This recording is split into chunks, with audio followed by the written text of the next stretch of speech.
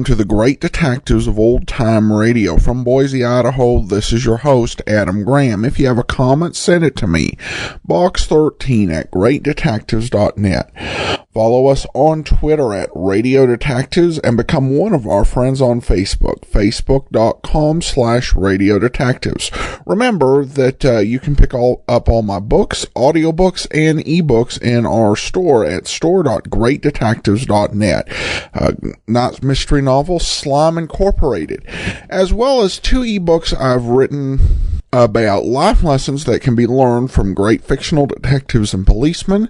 All I Needed to Know I Learned from Dragnet, and All I Needed to Know I Learned from Columbo. Pick up your copies today, but now it's time for today's episode of The Private Files of Rex Saunders.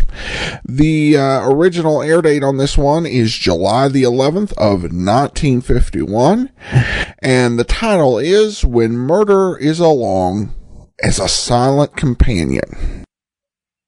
Rex Harrison stars in another intriguing adventure transcribed from The Private Files of Rex Saunders.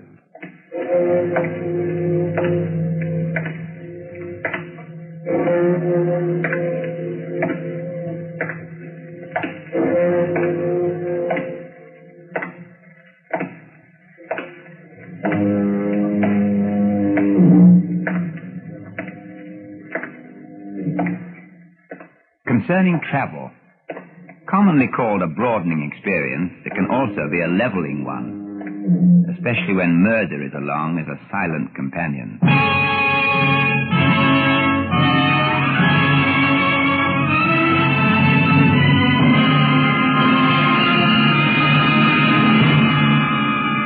And now, The Private Files of Rex Saunders. RCA Victor, world leader in radio, first in recorded music and first in television, brings you the celebrated star of stage and screen, Rex Harrison, in another exciting story taken from The Private Files of Rex Saunders, radio's newest man of mystery. We hope you enjoy these weekly stories of intrigue and adventure, and for another adventure in home entertainment, we suggest you try RCA Victor's fine line of radio and television products, now on display at your RCA Victor dealer. Now for our story.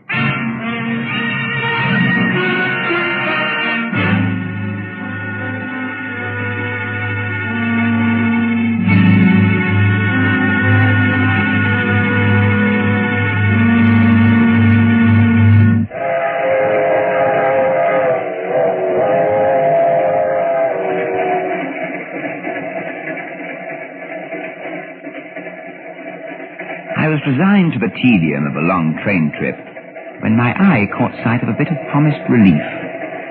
The woman in black who sat across the aisle from us in the dining car. She was blonde, pretty, and pert. And best of all, she was stealing friendly little glances in my direction. Well, Rex, what do you think of it? Fine, Eric, just fine. Of course, I must say so myself. It's nothing like you get at home. Oh, it's not bad. No, not bad for a train, but just the same. What? Why, you're not eating. I'll get around to it presently. Just now, I'm... Oh, so that's it. Oh, she keeps looking over here at me. Here we go again. Look, she's getting up from the table. Thank you for the magazine. I enjoyed the story on page 10. Page 10. I must be sure to read it. Well, thank you again. Say, you've been holding out on me. You didn't tell me you knew her. Believe me, Alec, I never saw her before in my life. But this magazine she returned to you. It's not mine. What? Well, let's see what the story is on page 10. Well, evidently she mistook you for someone else. Look, she's written something in the margin. Listen. Come to compartment 5, car D. I must see you right away. Need your help. Please hurry. It's a matter of life and death.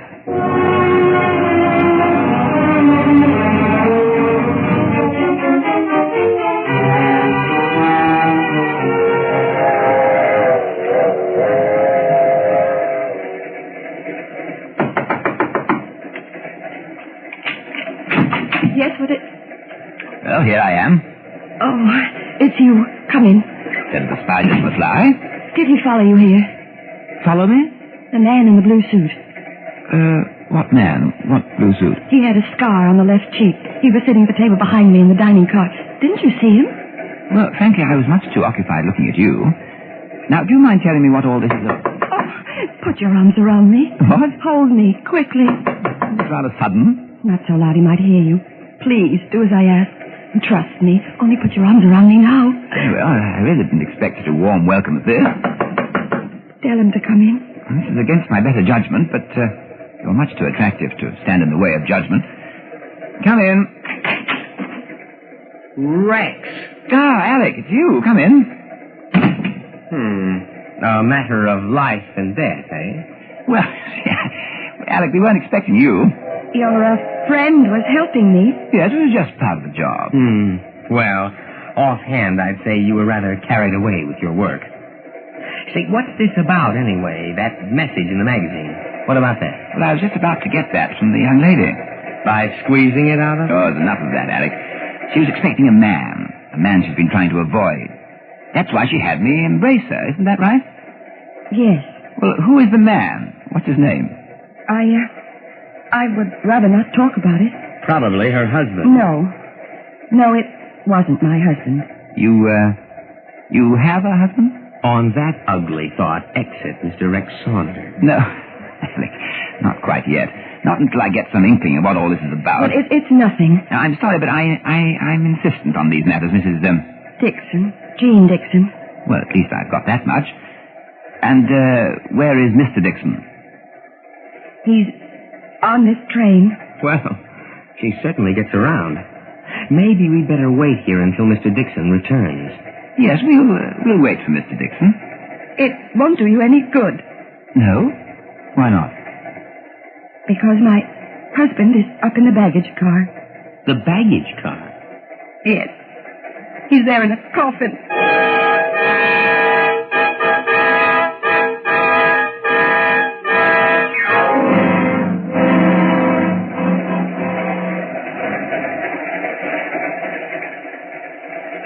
Well, Alec, Mrs. Dixon told us some truth anyway. You mean there is a coffin in the baggage car? Yes, it was put on the train at Denver. According to the shipping ticket, it's to be unloaded at Chicago. You know what I think? What? Mrs. Dixon is just imagining things. Her husband's death may have set her off balance a little. That often happens. I'm sure Mrs. Dixon is in some kind of trouble. And what makes you so sure? This. An automatic. Where did you get it? When Mrs. Dixon had me embrace her, I took the precaution of removing this weapon from her purse. I wonder what she was doing with a gun. Alec, a woman doesn't include a .25 caliber automatic among her cosmetic accessories unless she's in trouble or going to make trouble. Perhaps we'll find out just what category Mrs. Dixon is in when I receive the reply to the telegraph inquiry. Telegraph inquiry? What are you talking about? Well, before we pulled out of Minneapolis, I got off the train for a moment to send a wire to the Denver police. I have an idea they may clear up certain matters for us. In the meantime, it would certainly help if we only knew who it was Mrs. Dixon was hiding from. Rex. Yeah? I know what he looks like. What? I saw him. He must be the one Mrs. Dixon's afraid of. Oh, Alec, what the deuce are you talking about? The man who followed you out of the dining car when you went to Mrs. Dixon's compartment. A man who followed me? Yeah, he wore a blue suit. A blue suit? Yes. There was a scar on his face and the left cheek? I believe there was. Now you tell me. Well, I'm sorry. At the time, I thought it might just be coincidence. Coincidence? What do you mean? Well, what happened just after you left the dining car?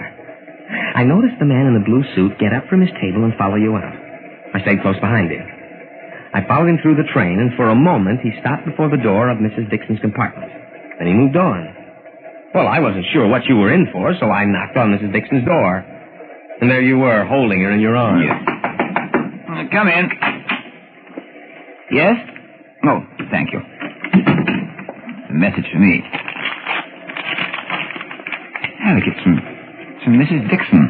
What does she say? My husband's last wish was that his body should not be buried. Please see that the coffin is sent to the Lennox Funeral Chapel in Chicago. They have my instructions. Well, that's odd. Why is she asking you to see to it? Wait, Alec, there's more. They're closing in now. Please do this for me in case I don't get out alive.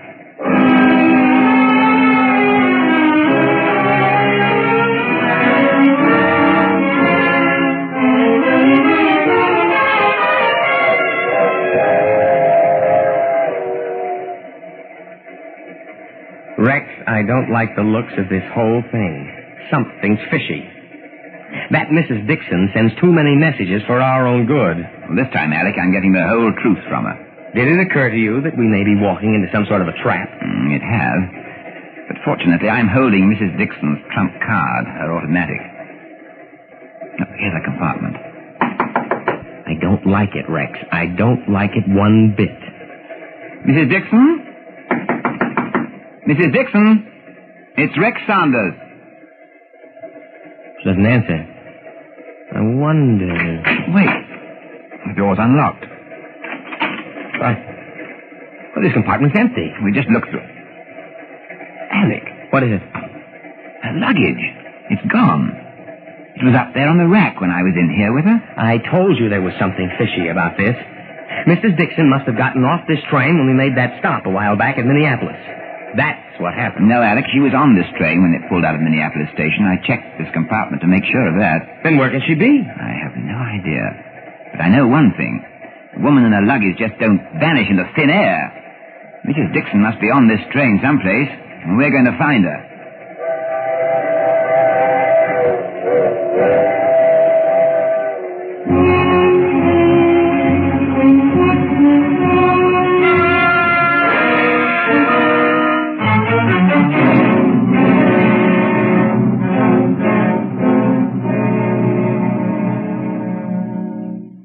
Now, look at your radio for a second.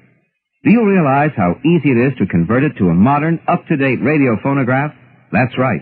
For as little as $12.95, you can buy the RCA Victor 45 attachment and play it through any radio, phonograph, or television set. It's as easy as that. It's as economical as that. And with RCA Victor's 45 attachment, you'll enjoy the finest in recorded music, the music you want when you want it. With RCA Victor's wonderful new 45 system of recorded music attached to your radio, you can load up to 14 records on this neat, compact little instrument. Then press a button once and relax and listen to over an hour of clear, distortion-free music on handy, non-breakable 7-inch records. So make your radio an exciting new radio phonograph. See and hear and buy the remarkable RCA Victor 45 attachment.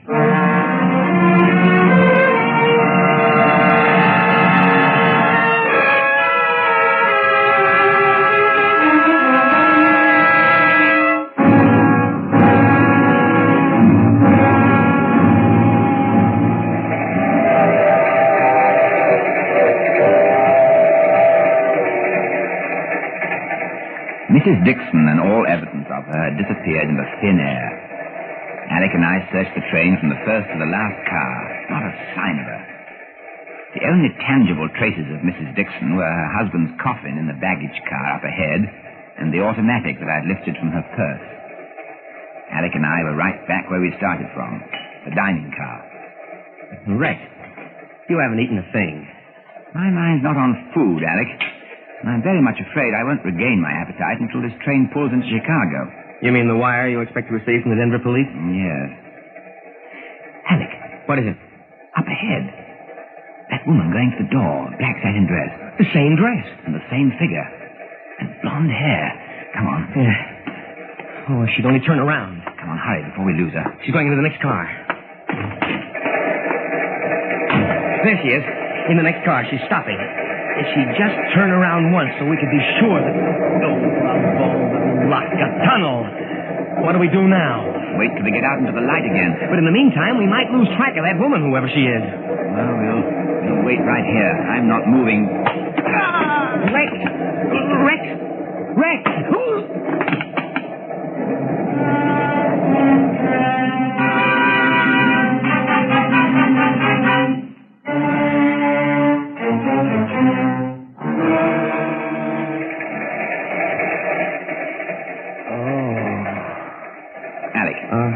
Alec. Huh? You all right? Oh, I never felt worse. What happened? All Offhand, I'd say we've become unpopular with some of our fellow passengers. But who could have done it? I haven't the slightest idea. That woman who we thought might have been Mrs. Dixon. Why, she's not in the car ahead. She's gone. And that isn't all that's missing. Well, what do you mean? Whoever played taps on our heads back in that tunnel snatched Mrs. Dixon's automatic from my pocket.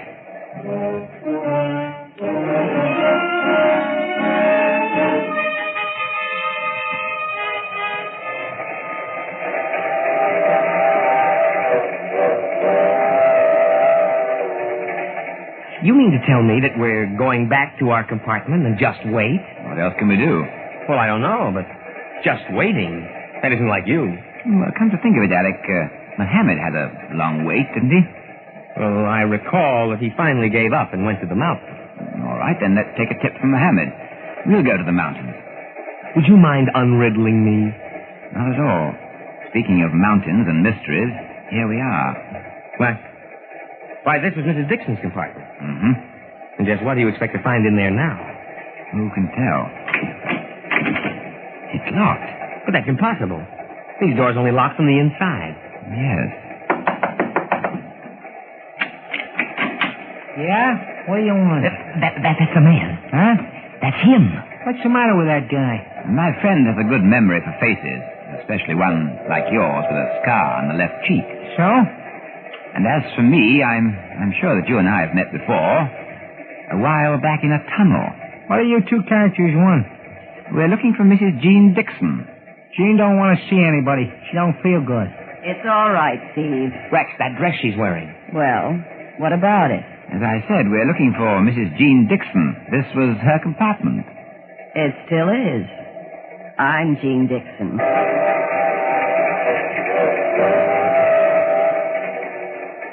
The girl in the compartment was wearing Jean Dixon's dress. And that's where the resemblance ended. I didn't know what game she and the man called Steve were up to. But I knew that Alec and I were playing with dynamite, and we had to be careful that it didn't go off in our faces.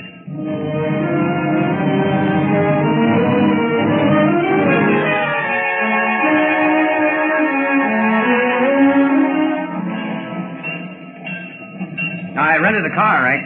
Good. It's parked at the shipping exit as you instructed. Well, what about the wire from the Denver police?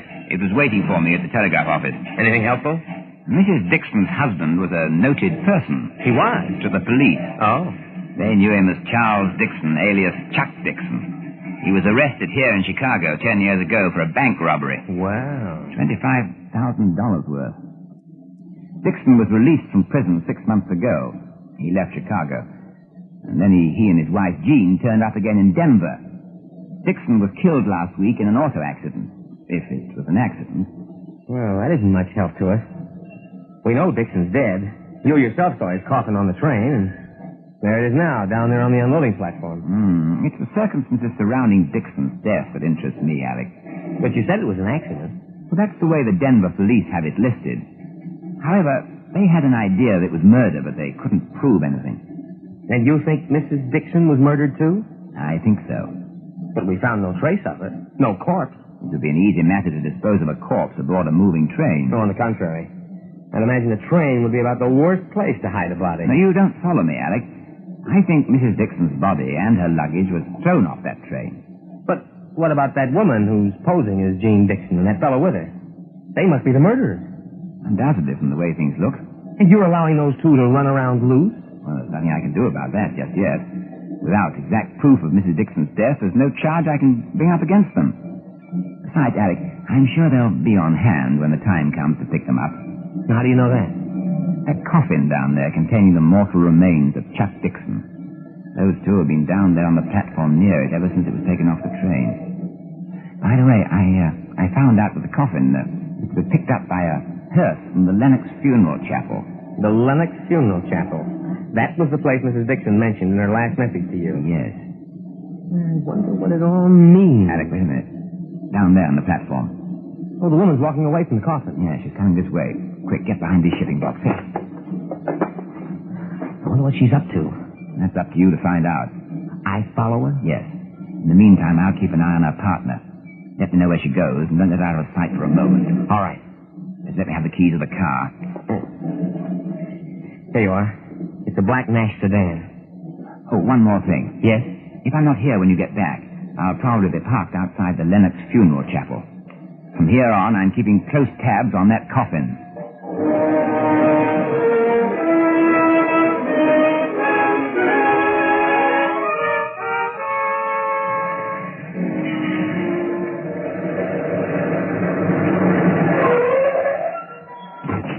I missed you at the station. The coffin was picked up there half an hour ago. Well, what happened? She got into a cab outside the station. I followed her across town, and then her cab stopped at a small hotel on Pearl Street, the Saxon. What then? She got out of the cab and went inside. I waited a few minutes outside. Then I went in and checked the register. She signed in as Mrs. Jean Dixon, and they gave her room 306. Anything develop here? Not so far. The coffin was delivered to the funeral chapel across the street. What about the man, Steve? He's been in the chapel. What do you suppose he's doing in there? I don't... Well, speak of the devil. Huh? There he is, coming out of the chapel now. He's getting into that car parked outside. Oh, you better get started. We might lose him. We're not following him. We've got to... What? Come on. But, Rick... No. Sometimes I don't understand you at all. You let him drive off just like that, knowing full well that he and that woman murdered Mrs. Dixon. I told you before, Alex, that those two will be available when the time comes to arrest them. Just now, I have a keener interest in Mr. Dixon's coffin.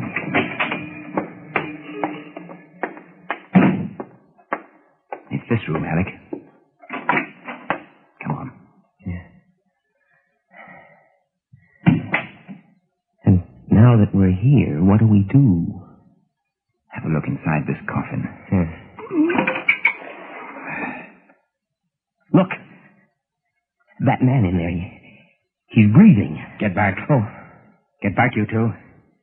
One phony move and I shoot you both full of holes. Alec, let me introduce this gentleman. Chuck Dixon. But he's alive. Yeah, but you two ain't living to talk about it.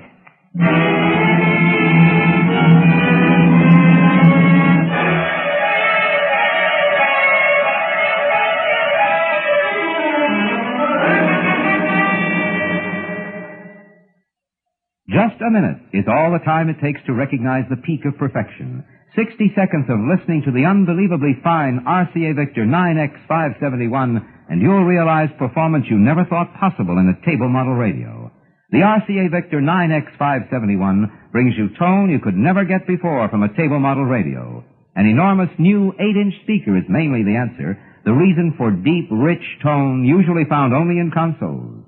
The exclusive Golden Throat tone system, fine reception from a built-in antenna, a beautiful plastic cabinet with a fine wood effect, illustrate the quality that is matched with utmost economy in RCA Victor's wonderful new 9X571.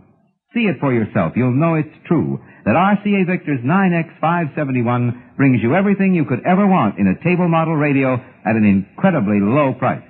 Better write the name down, 9X571. Be sure to buy the RCA Victor 9X571.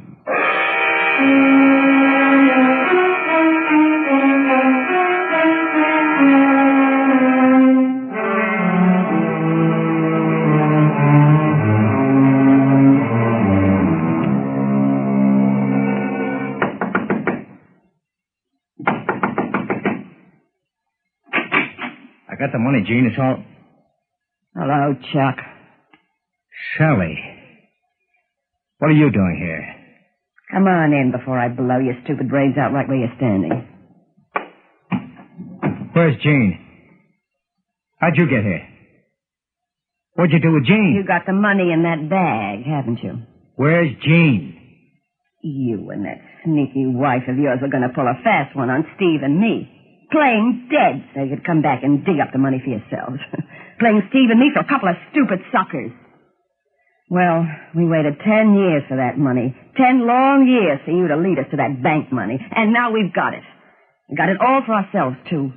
You didn't want to do it straight with us, so now you're out. Where's Jean? Where is she? Jean? She's dead. What? That's where she is. Nice and dead, just like you're going to be. You killed her. No, Steve did. When Steve gets here, he's doing the same job on you. I doubt that seriously. What? And may I suggest you drop that gun, unless, of course, you want Alec to fire. How did you get here? They came with me. What? Or rather, Mr. Dixon came with us by special permission of the local police. They said you and Steve killed Jean. I came just to make sure. And I'd say that point was eminently settled by the lady's admission. Eminently, Alec. That bag, the money. Oh, yes, the money. That would concern you. Well, rest assured the funds are in good hands, down at headquarters. Now, suppose we all sit down and wait for Steve. You two should be very pleased. That must be Steve at the door now. Let him in, Alec. Let him in, by all means.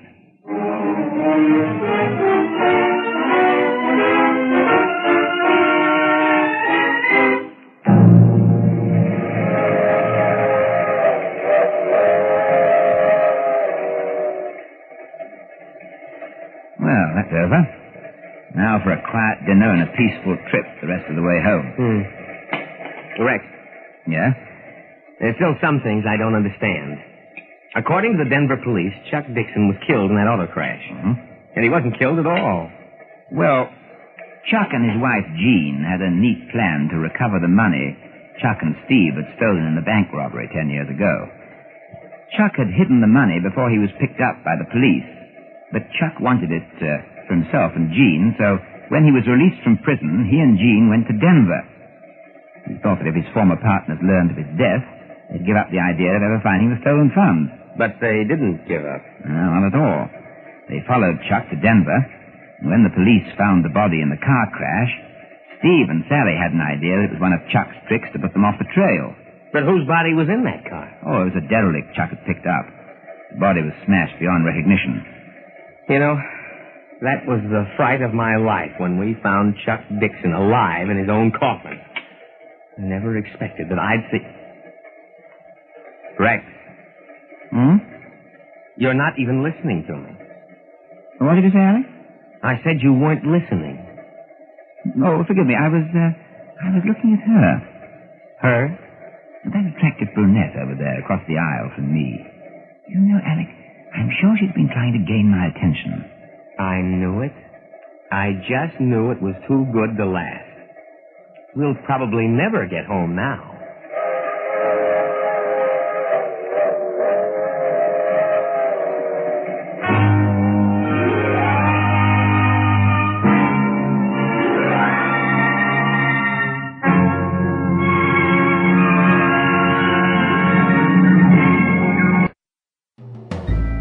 This is Andrea J. Graham, author of the Web Surfer series. Oh, and a Madam's Wife.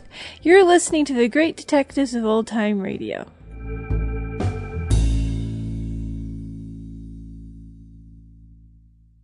Welcome back. Well, a episode with a few interesting features. I don't recall one with so much interaction between Rex and Alex just talking about the case. And one thing I didn't like is it seems like all of the exciting parts were essentially glossed over so we could get to more talking.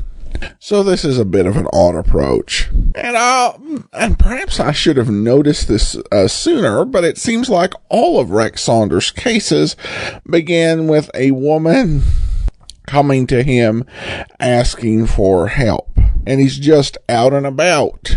So that's definitely a unique setup, I would think. Alright, well now to some listener comments and feedback. And I misread this one from Joel and thought it was about another. I actually thought it was about the Superman show, but I should have read it a little more closely, because he says in the title that it was the announcement regarding racial and religious divisiveness on Rex Saunders. The survey referred to was rather stark evidence of the public acceptance of the attacks on people based on race or religion. If this was during the war years, it's even more significant given today's climate of racial and ethnic animosities. It seems we have not traveled very far. Sad. Well, Joel, regarding that ad, this episode was released in 1951, and I think during the war years there was a greater sense of national unity, even though there were still these racial and religious issues that were below the surface. On the war radio broadcast, we aired a few episodes of New World of Common, which was a radio program made in New York, mostly by Black Americans. And then an episode of Destination Freedom, which was made in Chicago, also mostly by Black Americans. And in both cases, there were cases of discrimination that went on during the war. I think that as a result of the war, there were efforts to combat it made, and we've heard a lot of PSAs on that point during the post-war era. I will say that listening to these ads does have a sad feel of being very current and relevant to today's society. Joel also emails in, listening to the ads for RCA products on Rex Saunders reminds me of the time when products like that were made in America and employed millions in good-paying jobs. Sad they are long gone. Thanks so much. Appreciate the comment, and have one final one from Daniel. Writes on Facebook. It's interesting that New Orleans are always portrayed as having an accent like they come from Georgia or Tennessee. The fact is that the New Orleans accent sounds more akin to that of New York or New Jersey. Interesting. I've been to Baton Rouge and Alexandria and a few rural parts of Louisiana. Have not been to New Orleans myself, so I can't speak to this too much. I will say that a big city like that is going to attract officers from all over the state and all over the country. So while a native New Orleans resident might have a different accent, you could get a police officer or something with a more traditional Southern accent. Thanks so much for the comment, Daniel, and that will do it for today. I do want to say that the private files of Rex Saunders will be ending soon. In 4 weeks, we'll be bringing you Hollywood Mystery Time for 2 weeks, so be looking forward to that. In the meantime, send your comments to box13 at greatdetectives.net. Follow us on Twitter at Radio Detectives and become